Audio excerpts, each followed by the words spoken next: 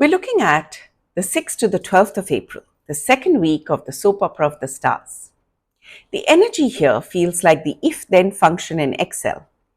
The energy is basically using a carrot approach to the changes it wants to see within us on our path to the more exciting version of ourselves we've been calling in from the universe. The personal energy feels like a no more wasting my time, it's time to focus on moving forward. I'm an intuitive coach and I work with businesses, individuals, and relationships to one, gain clarity on their purpose by connecting to their energetic blueprint. Second, embody a more powerful future by connecting with the versions of themselves who have already achieved what they're dreaming of and pulling that in from the universe. Third, feel relief from current circumstances by clearing blocks, chords, or entities that may be from the current lifetime right up to conception, previous lifetimes, or from the ancestral lineage. For these reports, I mainly look at the energy of the week, but I use human design and astrology to inform the energy. I don't go into the details of the transits and human design, so we keep the focus on the main themes, but please let me know in case you would like more details and I would be happy to share. You can comment below or write to me on aswanes.pn@gmail.com or follow me on Instagram where I'm at the rate Pallavi108. We're going to be looking at two cycles that are being highlighted this week, both speaking to the theme of the self versus the other. Now, this theme may highlight a different part of your chart, your life. For some, it may be physical health, for some, education, for some, money, for some, work, for some, home and family, for some, partners or children. Be aware of the areas where you are being called to either be more vulnerable or have stronger boundaries or something in between. Now, in the first of these cycles, you need to look back at 2015. Something which ended then is wanting to be reborn now. A seed was planted in that ending, and the baby is now willing to be born. At that time, you made a choice for yourself which may have involved walking away from a situation that you knew had completed its lifespan, and you walked into a new way of living or being or a relationship which is reaching its fruition and maturity now. The questions to ask yourself to understand this better are: one, what was my intention then, and how close or far am I to achieving it? Two, what have I learned on this path that gives me the clues to handling the situation I'm dealing with now? You can, in fact, look back even further to 2006 because that would have been the seeding point for what happened in 2015 and which has led to this present moment. Third, what forgiveness do I need to give to myself, to others, to my life, even to the divine, that will allow me to truly close the previous cycle and embrace what I want for my life now?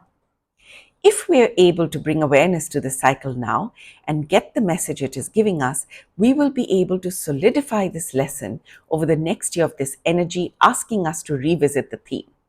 So, the formula being applied here is: if you're able to make peace with the ups and downs, the shocks and disturbances, and see them with gratitude as lessons you needed to get you to this more exciting version of you, then you will unlock the channel to your true inner guidance, your intuition.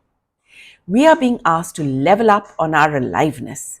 As long as we continue to ask disempowering questions such as why, when, how, we continue to keep our wounds alive and postpone the abundance that the universe is waiting to shower upon us. So the planets are saying, once and for all, please, can you let go of the resistance to seeing that everything that has happened was necessary in your path? And with that understanding and allowance, allow divine timing and synchronicities. Now, the second cycle is a recent one that started at the end of February this year and needs till the end of April for you to make a robust decision. This cycle will continue to unfold till May, and by mid-June, a different cycle will begin.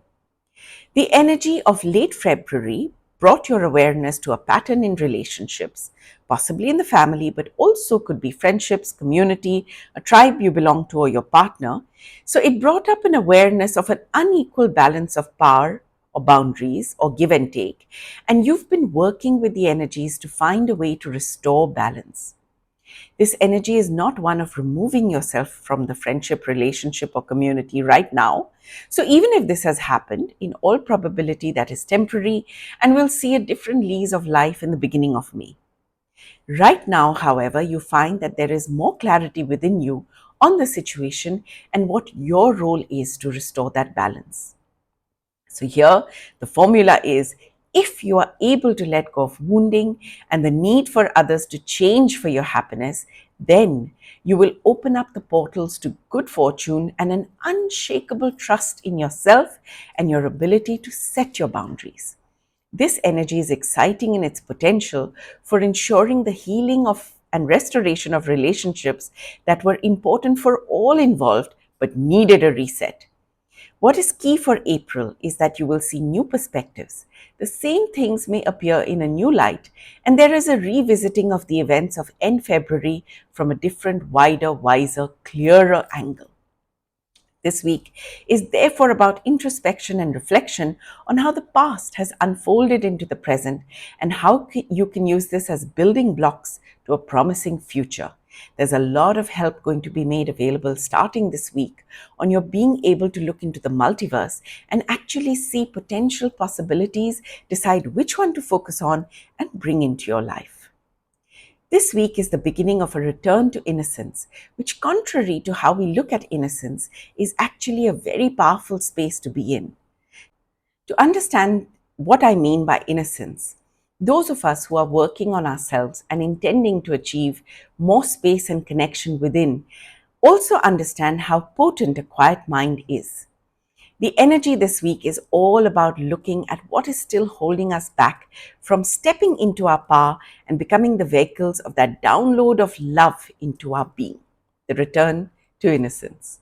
The love that allows us to be fiercely ourselves while also being a magnetic force in the external world and a bright, shining light that the people we love and want in our lives get drawn to. There is only one start this week, and that is journaling. There is only one stop, and that is holding on to grudges or unforgiveness.